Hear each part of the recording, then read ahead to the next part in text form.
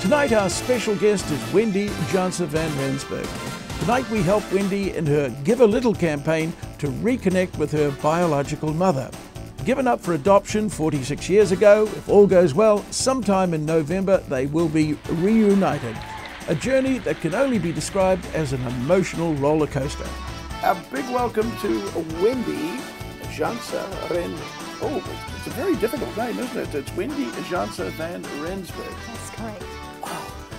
That's well, let's just say that everybody calls you Wendy, because it is a bit of a mouthful, isn't it? But, it is, definitely. Wendy, have you got a wonderful story to tell? Absolute wonderful. And welcome to The Beat Goes On. It goes back 47 years to a place in South Africa, and Wilbur Smith could write this story. Most definitely. Couldn't he? A place in South Africa, your mother, she had just had a beautiful little baby girl, which was you. That's correct. And tell me what she could do in the 5 minutes that she had, that she was with you, those last, her last 5 minutes. The baby's born, she's got 5 minutes to say goodbye. That's a sad part, isn't it? Well, let's start with the worst part altogether. So Maisie was given the opportunity to hold me for 5 minutes after the birth, where the nurses had already taken me away and washed me and brought me back to her just swaddled in a blanket. Maisie was given the opportunity to make sure that I was healthy and to say her last goodbyes. And you said count your fingers? She counted my little fingers and she made sure there were 10, and she made sure I had 10 little toes. She kissed me on the forehead, wrapped up the little blanket that I was swaddled in, and handed me over to the nurses. Just prior to that, the nurse very kindly came over to Maisie and asked her if she would like to name her baby. And Maisie said, yes, please. And that really meant a lot to me. She called me Catherine. That's where it ended.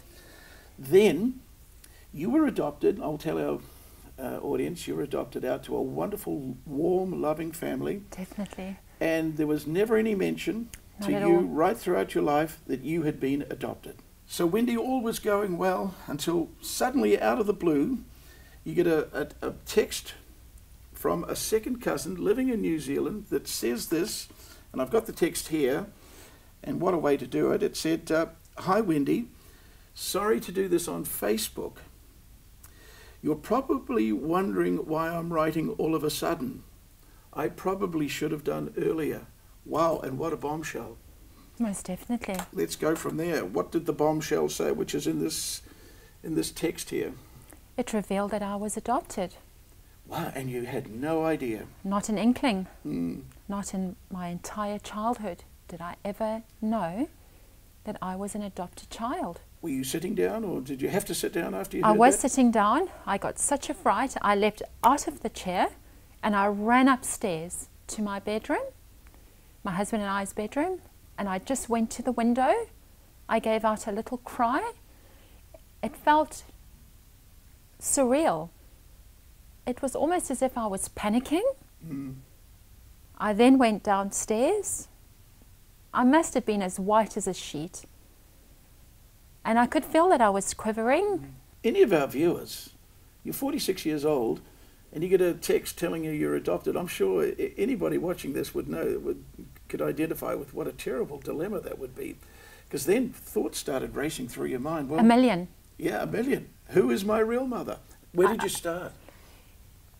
Well, immediately I needed to find out if this was the truth. You can't just go on what you're reading, and I'm very much an investigative type of person. So not having a mum not having the opportunity to pick up the phone and ask my mum any questions. I'd lost my brother as well, and I'd lost my father, so I had no immediate family to get answers from.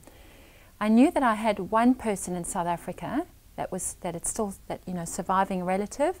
And if there was anybody that was going to shed light on this, it would be my Aunt Naomi. And I immediately sent out exactly what my cousin had sent me. I copy-pasted it and immediately sent it out to my Aunt Naomi. And within minutes, she replied back. Saying it was true? Saying that it was true. Wow. And she was absolutely mortified because she herself Had did been not sworn. know Yeah. that Mum and Dad hadn't told me. My mum was born in South Africa, but from French heritage, so quite dramatic, raised in a very strict Catholic home and environment. And she had asked the family to swear on the Bible never to divulge this family secret. So it was really tightly kept. And Mum and Dad were most respected. A small group of inner family, the closest family, knew that I was adopted. Now, do you thank your second cousin who finally did tell you, or do you think she should have kept quiet? What would you have preferred now? I am so grateful. It was very difficult for her times. And you're really thankful to her for very, doing it. very thankful. The next big thing is my mother, my biological mother, is she alive and where is she? That's and right. How did you find that information? Right, so that was a beginning of another adventure, and a very difficult one, because it really was like looking for a needle in a haystack. I'm not really a famous person for cliches, and here I was living it. It was the most extraordinary adventure. Where do you start? So I understood my Catholic upbringing, and my Aunt Naomi made a suggestion that I look at the Catholic Women's League, and straight away the phone calls began. And I did phone the Catholic Women's League, and I was really fortunate to be able to speak to a lovely lady called Connie. And I explained everything to her. I'd sent her an email. I'd also sent her the message that I'd received from my second cousin. And she felt so much compassion and so much empathy towards me. She deals with this every day, and she felt that this was something that she'd never come across, actually. And she just did whatever she could to help me, and within hours she sent 1 page of my adoption paperwork. Wow. What was it like seeing that? Oh gosh, when I saw that, it was then really a reality for me. It really sunk in. I then managed to get hold of the Adoption Society, and I received 18 other pages, because those 18 pages revealed her name, her ID number, and her birth date. And she was still alive and living in South Africa. And unbeknown to me, you know, I had no idea that she was still alive, but I felt it. I could feel it in my soul that she was alive. So what I did is I managed to find out her name and surname. I managed to find out where she lived. Unfortunately, her name on the adoption papers was incorrect. Her birth date was incorrect. Gosh, so that also came then across as being falsified information, and that led me on a completely different journey. I had private investigators in South Africa trying to help me. I had really good friends of my husband's trying to help me that were quite high up in the police force, doing everything that they could, and it came back as falsified. Gosh. And what had happened there was... And yet you still had this instinct, Mum's alive. Gerard, I knew. There was such conviction in me. I would go to bed every single night and I would ask my husband, I'd say to him, Paul, do you think my mum is still alive? And he would just gently say yes. So he was just confirming what I knew, and I just needed that encouragement and support. So there must have been a breakthrough. There was a breakthrough. We decided to do a DNA test. That was my last option, and that came about through a lovely New Zealand lady that I've grown to love very, very much, Justine Orme. She had done her DNA, and she just prompted me. So I got the kit, I did the DNA, and I got the results back within about 2.5, 3 months. And obviously on your DNA search, you're then given people's names, you're given their email addresses, and I started emailing immediately. I chose about 5 or 6 people to email, just random people. I had gone through a list of over 2,000 names, and I was hoping that a name would pop out to me, but there was nothing. I didn't feel drawn to anything. So you had to do quite a lot of work, you know. Hours and hours and phone calls. I spent weeks making phone calls. You name it, I did it. I phoned every Catholic church that I could because I knew that she was Catholic. My documents showed me that she was Catholic. So what was the breakthrough? This is fascinating. What was the one? Who answered your email? Or I received an email from a lady called Linda Farrell in Australia, who is a third or fourth cousin somewhere down the line. She picked up the email answering on behalf of her mother, and Linda emailed me back on the 29th email. She then gave me two options. She said to me, your mum's name has been changed for whatever reason, if it has been changed, but here are two possibilities. And it was the name on the adoption paper that was throwing it off. Her second name was not Agnes, it was Avril. And what the nuns had done, my biological mother had lost her mum when she was only 13, and she was then given to a boarding school that was run by Catholic nuns. So she was looked after by a group of Catholic nuns from the age of 13. They changed her name to Agnes after Saint Agnes. What a great deal of trouble that caused. They had no idea what they were doing that day, did they? So you had two choices. I had two choices. I had two names. And Linda had managed to get me a landline number, two landline numbers, and a mobile number. So I proceeded to make the phone call on the 18th of April. And you still weren't that sure? These were just... I wasn't sure. I had practiced and rehearsed this, what I was going to say to the lady when she answers the phone. I had everything down to a T. It was really late at night. I was exhausted. I'd been working on this for months. Was it the first name or the second name that was your mum? The first name. Well, you picked the first name. It was and the it was first your mother. name. How did your mother react? Well, firstly, I needed for her to know that I'm calling from overseas because I had a very bad connection, and I was extremely worried that she puts down the phone. There was absolute silence on the other end. It was the way I'd introduced myself on the phone as well, because the minute I got that connection, the minute the phone rang, and within seconds she answered, which is actually very unusual for Maisie, because at that time of the morning she's not sitting on her phone. That time of the morning she's fed her dogs and she's out in the garden because she's a gardener. Yeah, so this morning she was there, right? That morning she was there at the phone. Literally, the phone rang for probably 3 rings. For me, it felt like an eternity. Literally 3 or 4 rings. She picks up the phone. I said to her, I'm calling from New Zealand. My name is Wendy. To whom am I speaking? And there was absolute silence on the other end. When I said to her that my parents were once living in an area called Noordgedacht, the penny dropped.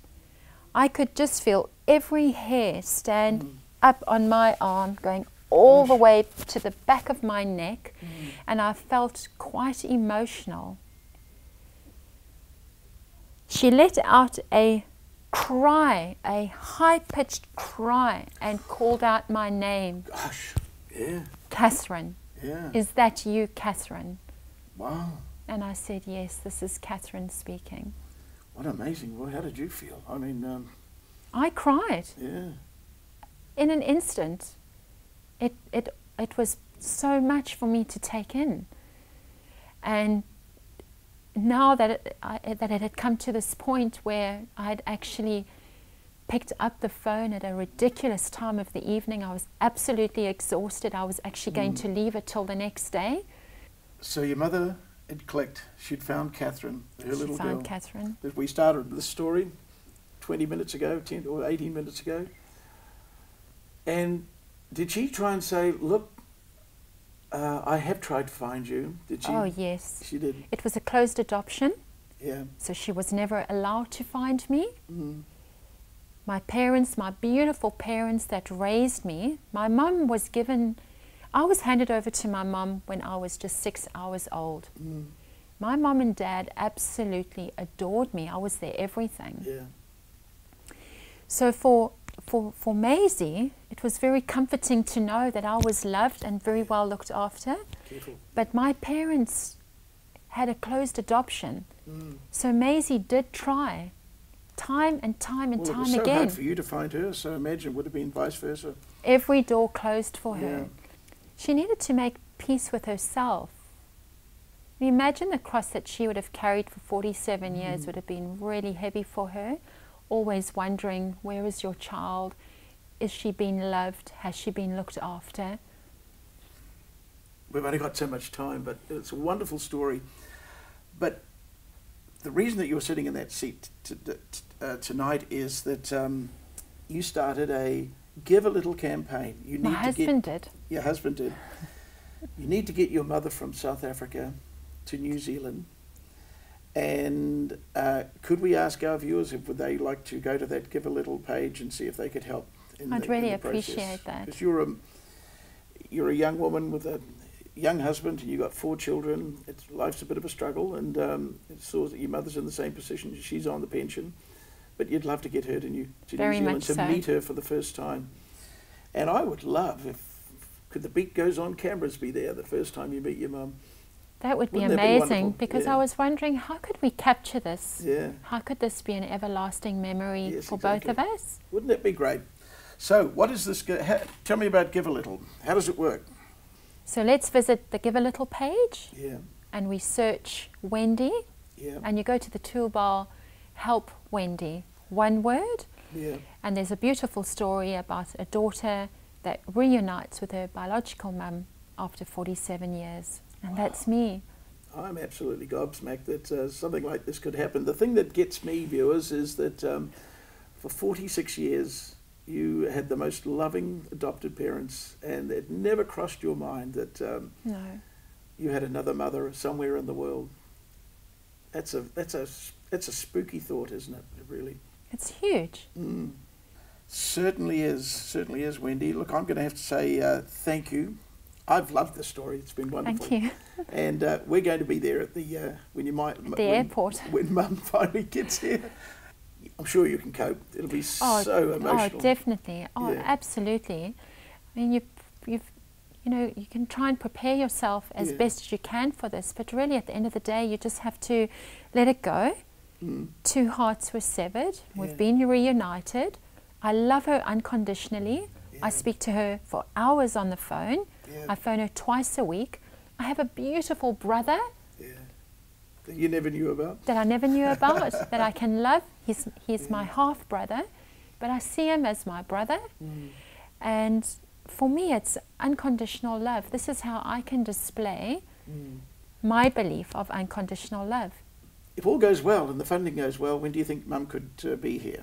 I would love to have her for the end of November, The end of November. Viewers, that's our target. so that I can have Christmas Yeah. and New Year and my first birthday with her. And we can have her on The Beat Goes On. And we could have her on The Beat Goes On. Excellent. Wendy, thank you very Thank much. you. We're going to see you in November, hopefully. Thank you, Gerald.